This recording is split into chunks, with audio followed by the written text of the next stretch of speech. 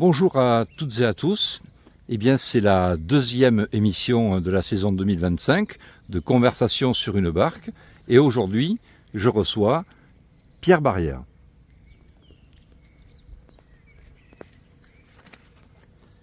Bonjour Pierre. Bonjour Philippe. Alors Pierre, tu es un vrai Carénacois. J'ai eu le plaisir d'ailleurs d'interviewer sur ce même bateau ton frère Jacques, qui est le petit frère. Mon petit frère. Ton Oui, petit frère.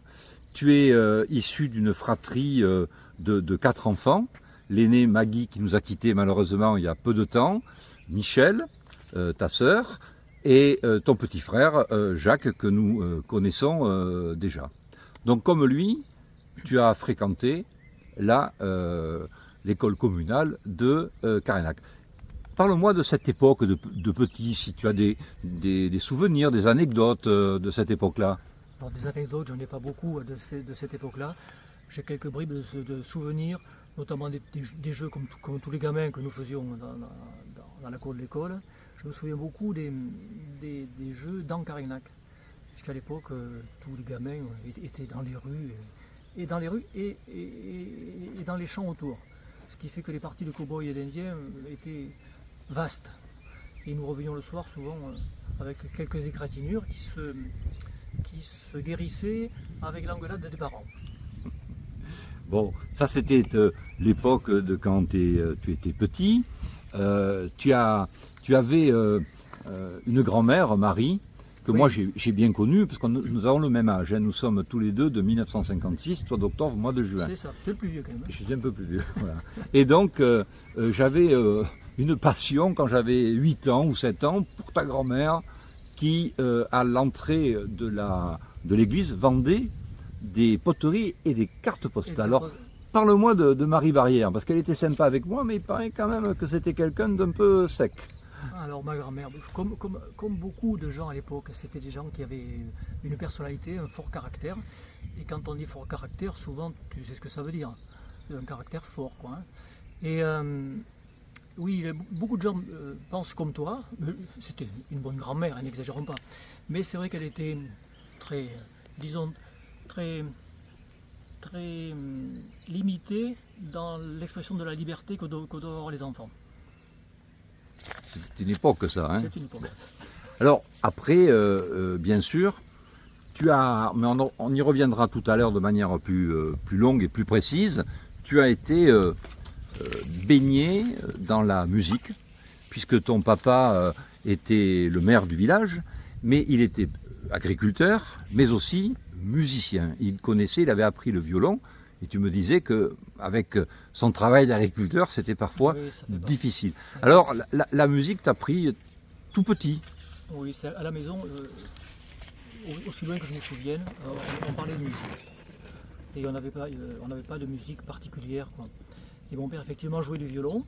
Il avait appris ça étant jeune. Il avait continué dans ses études de violon de manière assez importante. Et il a joué du violon. Je me souviens de mon père jouant du violon quand j'étais tout petit. Et à l'époque, je trouvais que c'était vraiment très très très bien. Mais je ne peux pas dire que, peut-être que je me trompe. Hein. Mais je pense qu'il jouait pas mal quand même. Et puis, effectivement, agriculteur et violoniste, ça ne fait pas très bon ménage. Donc il avait arrêté de faire du violon. Et il s'est remis à faire du violon beaucoup plus tard quand la fanfare s'est créée. Alors je te parle aussi de la fanfare. Un peu plus tard. Un peu plus tard, d'accord.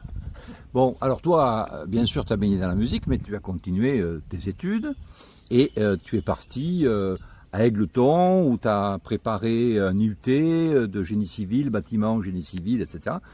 Et puis, le hasard de la vie a fait que tu as bifurqué vers l'architecture, tu as rencontré des architectes et tu es devenu dessinateur, maîtreur, et avec un architecte à Vérac.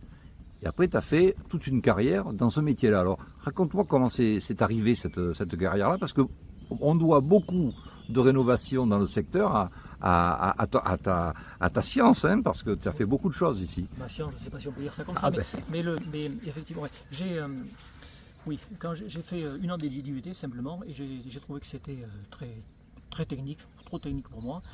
Et comme j'avais fait beaucoup de stages dans des cabinets d'architecture, je me suis tourné vers des architectes que je connaissais et qui ont dit ok, on veut bien faire un truc avec toi. Donc je me suis installé en tant que maître d'œuvre en bâtiment. Alors, à l'époque, le titre officiel pour l'URSSAF, c'était dessinateur maître d'œuvre. Et on s'est installé ensemble avec un premier archi en 1979 ou 80, je crois. Et 2 ans après, un ami à moi, qui est Maurice Pradal, qui était architecte, qui a eu son diplôme dans ces années-là, s'est installé à Vérac et m'a demandé si on ne pouvait pas faire un truc ensemble. Donc on s'est installé effectivement ensemble. Et 10 ans après, il y a eu d'autres personnes qui ont monté une société, CRE à Vérac, et c'est avec ces gens-là que je me suis associé. C'était également des connaissances, hein, des amis. Ça s'est fait très vite et nous avons ensuite travaillé 30 ans ensemble. Mais maintenant, je suis à la retraite. Maintenant, tu es à la retraite? Oui, j'ai Pas gardé... tout à fait. Mais enfin, on en parlera aussi tout à l'heure. Alors, quand tu étais jeune aussi, tu as toujours eu l'esprit d'initiative, de créer des choses, de faire des choses, etc. Et un jour, avec des amis, des copains, tu as décidé eh bien, de faire une petite équipe de foot, de jouer au foot. Et puis, tu as été aidé par des adultes, hein, et c'est ce qui a donné aujourd'hui eh bien, un club de foot hein, qui s'appelle le...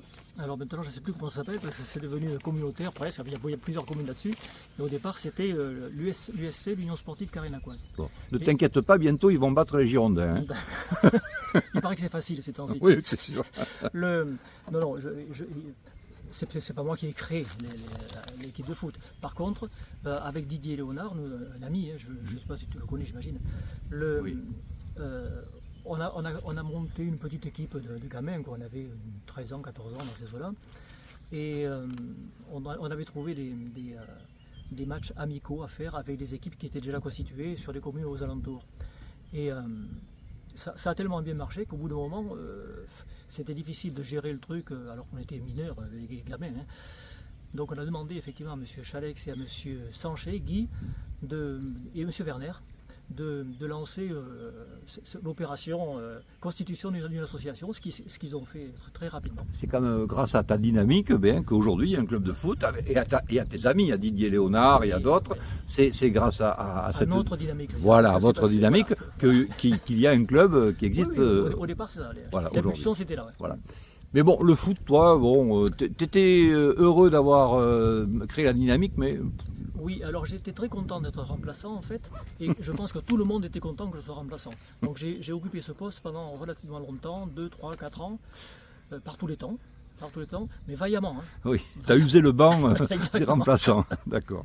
Mais la musique, quand même, t'a rattrapé, et puis c'est vrai que comme tu m'as dit, tu n'as jamais... Au début, appris la musique, c'était une forme de musique d'instinct de par ton papa. Là, tout le monde était très musicien chez toi, et tu t'es mis à la musique toi aussi. Et puis après cette formation d'autodidacte de base, tu as progressé. Alors, parle-moi un petit peu de cette progression et de ce que c'est devenu aujourd'hui. Ouais. Alors, autodidacte, oui, je ne sais pas si c'est le vrai mot, parce qu'effectivement, je n'ai pas souvenir d'avoir eu de cours de musique.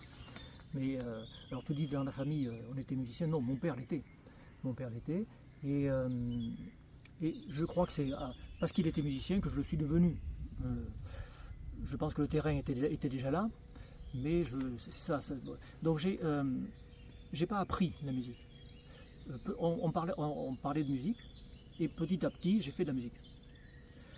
Ensuite, quand plus tard, je me suis occupé plus raisonnablement de la musique. Alors, tu as commencé avec le clairon. Ah oui, ton frère le tambour, et toi avec le clairon. Ça. Et tu t'es rendu compte que c'est un peu limité. Voilà, c'est-à-dire que le clairon, il y a 5 notes. Bon, on peut en faire une 6e si on veut, mais il faut être déjà brillant. Et puis, on peut les faire plus ou moins vite, mais bon, c'est à peu près l'étendue du clairon. Donc, j'ai vite vu que c'était limité. Donc, je m'étais dit, je voudrais apprendre un autre instrument. Et... il y avait un bugle dans les locaux de l'association. Un bugle, c'était comme un genre de trompette, si tu veux, qui était disponible. Je l'ai pris et un brigadier de gendarmerie de Vérac, M. Nicolas, m'a donné des cours de trompette. Et donc j'ai été trompettiste pendant pas mal d'années, hein. Avec un niveau normal. J'ai fait l'armée d'ailleurs comme trompettiste dans la musique régionale à l'époque à Toulouse. Et à la suite de ça, mon père s'occupait de la fanfare à l'époque qui était devenue, par son entreprise qui était devenue Harmonie, et il a arrêté. Et c'est moi qui ai repris ensuite la direction de cette harmonie. Et j'ai pas arrêté depuis, et depuis ça fait 40 ans. Et donc maintenant, tu es chef d'harmonie, on appelle ça directeur d'harmonie. C'est ça. J'ai eu l'occasion de te voir pour le 8 mai avec ton harmonie animer, jouer les airs traditionnels que nous jouons dans ces manifestations de la République. Alors, il faut dire aussi que la musique, eh bien, t'a fait rencontrer Monique. Oui. Alors, oui, la musique, oui, c'est la musique, c'est vrai. Oui, mais vous étiez très jeune. Oui, nous étions jeunes, Voilà. et Monique était... parce que dans la fanfare, il y avait également un groupe de majorettes. Et elle était majorette. Ah ben. Et quand mon père avait pris la présidence... À une époque, quand on était jeune, ça attirait les majorettes. Hein. N'est-ce pas? Oui, Pierre Perret l'avait dit d'ailleurs. Oui. Quand mon père avait pris la présidence, il avait tenu à ce qu'il y ait des cours de danse. Et donc c'était créé, il y avait une majorette et une troupe de danse qui marchait pas mal, je me souviens très bien à l'époque d'ailleurs. Et oui, c'est à cette époque-là que j'ai connu Monique. Et avec Monique, vous avez deux grands-enfants, Adrien qui a 37 ans, et puis Simon qui a 34 ans. Alors Adrien, il est venu du côté de Bordeaux, puisque Oui. sa compagne est pharmacienne maintenant à Libourne, et lui travaille à Coutras, il vous habite à Coutras, et donc ils sont pas très loin, c'est au bord c'est pas loin de la Dordogne non plus. J'ai remarqué ça, oui. Alors, toi, quand même, Monique et toi, vous êtes à la retraite, mais vous avez toujours avoir une activité et vous vous êtes engagé, il y a déjà quelques années, dans la création de chambres d'hôtes à Carénac, les Perluettes, qui sont très, très, très reconnues, qui sont de très jolies chambres d'hôtes. Alors, explique-moi cette idée un peu économique, parce que c'est un peu d'économie Oui, pour le village. Et d'envie également. Mon épouse souhaitait avoir une activité dans ce genre de métier. Une fois qu'elle a eu pris sa retraite d'infirmière. Et donc pendant 2 ou 3 ans, elle l'a menée toute seule, puisque moi j'étais encore en activité. Et, le projet m'a plu dès le départ, parce que pour 2 raisons. D'abord parce que moi aussi, à la retraite, je voulais bien faire des trucs. Hein. Et la seconde, c'est que ça crée une dynamique également dans le village, une dynamique économique. Donc ça aussi, ça m'intéressait par ce biais-là. Bien, écoute Pierre, je te remercie beaucoup d'avoir accepté de venir converser avec moi sur cette petite barque. Et à très vite, à bientôt. C'est très gentil, merci.